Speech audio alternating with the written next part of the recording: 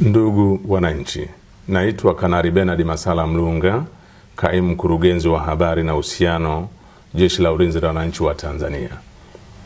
Jeshi la Ulinzi la Wananchi wa Tanzania linautaarifu umma wa Tanzania kuwa kumejitokeza baadhi ya watu wanaotumia mitandao ya kijamii kuweka maudhui yanayochochea kuliingiza jeshi katika mambo ya siasa. Aidha, baadhi ya hoja hizo zinatolewa na watu waliopo katika mazingira ya kijeshi kujinasibisha na jeshi, walioachishwa na jeshi kwa tabia na mwenendo mbaya, pamoja na kujihusisha na siasa na wanaharakati.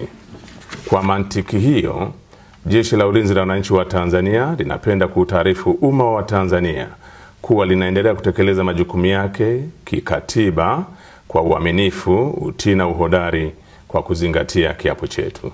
Asanteni.